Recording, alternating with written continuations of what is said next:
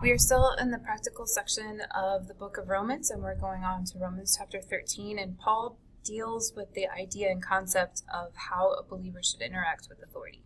So first I want to read, it's a very short chapter, so I'm going to read all 14 verses. Let everyone be subject to the governing authorities, for there is no authority except that which God has established. The authorities that exist have been established by God. Consequently, whoever rebels against the authority is rebelling against what God has instituted. And those who do so will bring judgment on themselves. For rulers hold no terror for those who do right, but for those who do wrong. Do you want to be free from the fear of the one in authority? Then do what is right, and you will be commended. For the one in authority is God's servant for good. But if you do wrong, be afraid, for rulers do not bear the sword for no reason. They are God's servants, agents of wrath to bring punishment on the wrongdoer. Therefore, it is necessary to submit to the authorities not only because of possible punishment, but also as a matter of conscience. This is also why you pay taxes, for the authorities are God's servants who give their full time to governing. Give to everyone what you owe them. If you owe taxes, pay taxes. If revenue, then revenue. If respect, then respect. If honor, then honor. Let no debt remain outstanding, except the continuing debt to love one another. For whoever loves others has fulfilled the law. The commandments, you shall not commit adultery, you shall not murder, you shall not steal, you shall not covet, and whatever other command there may be, are summed up in this one command. Love your neighbor as yourself. Love does no harm to a neighbor. Therefore, love is the fulfillment of the law. And do this, understanding the present time. The hour has already come for you to wake up from your slumber, because our salvation is nearer now than when we first believed. The night is nearly over, the day is almost here. So let us put aside the deeds of darkness and put on the full armor of light. Let us behave decently as in the daytime, not in carousing and drunkenness, not in sexual immorality or debauchery, not in dissension and jealousy. Rather, clothe yourself with the Lord Jesus Christ, and do not think about how you will gratify the desires of the flesh. Now, I want to look at this passage with ideas of principles, because Paul has kind of laid out this is how you need to behave towards authority. And this is a really good opportunity for us to look at timeless truths. What are things that are true now of what he's saying that we can apply directly to our lives? And so in a sense, everything he's saying is that once you've put your faith in Jesus, the way you respond to authority needs to look different than the world. Now remember, this is in the context of the practicality side. And so in chapter 12, he has just said, do not conform to the pattern of this world. So the world views authority in a certain way. In fact, authority is typically something to be made fun of, something to be rebelled against. And yet Paul is saying, wait a minute, in the way that you act towards authority, you need to act differently than the world. You need to look different. And when you look different, you're going to exhibit the gospel. And so here are some of the concepts that he mentions that we need to do as well. He says we need to submit to our governing authorities. We need to submit. Now that word submit is a word that has to do with, is usually a military term, and it has to do with a lower ranking enlisted man or a lower ranking officer submitting to the authority of someone higher. Now in physicality, they might be the same. In fact, the lesser man, the one under authority, might be stronger, faster, he might be more capable. And yet he willingly submits himself. He willingly puts himself underneath the authority of someone else. And so we need to do that with governing authorities. What are the authorities that God has placed in our life? God has placed over us the government, including police officers and lawmakers. He has placed over us our bosses, our teachers, our parents. Submission to these authorities means that you are a person under authority.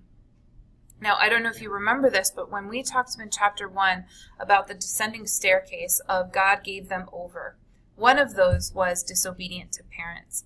In fact, part of being a depraved mind is disobedient to parents.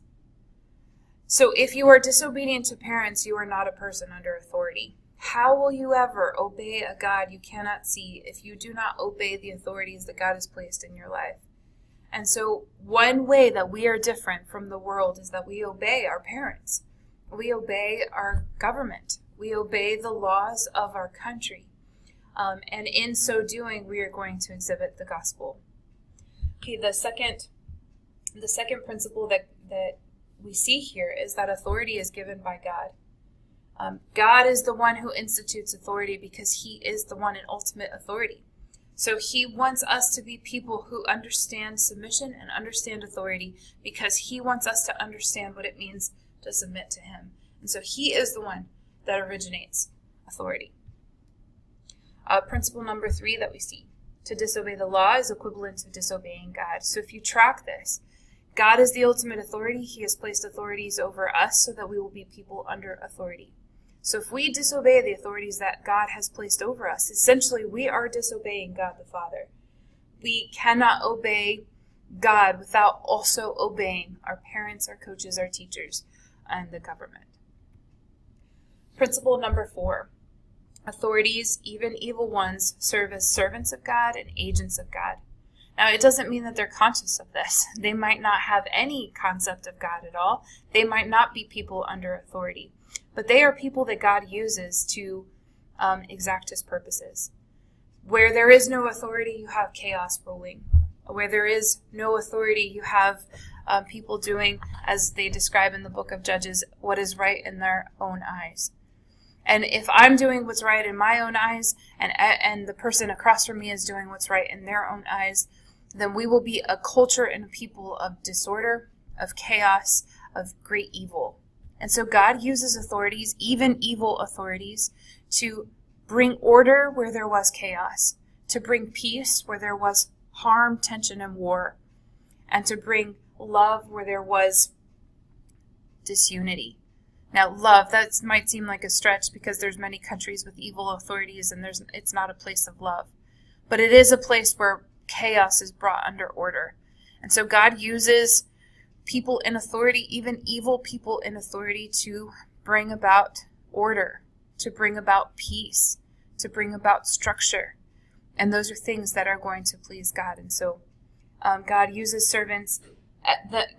authority as servants and agents. In fact, the verse says that God uses them as agents of wrath to punish the wrongdoer. And so I would say the greatest truth behind all of this is that authorities keep evil at bay. People are not as bad as they could be because there are laws in place to make sure that people are not as evil as they could. And so God uses authority as an agent of God's wrath to bring punishment so that evil is not as evil as it could be. Governing authorities are agents of God's wrath. They are God's way of keeping people in check and evil at bay. Without authority, there would be chaos and destruction.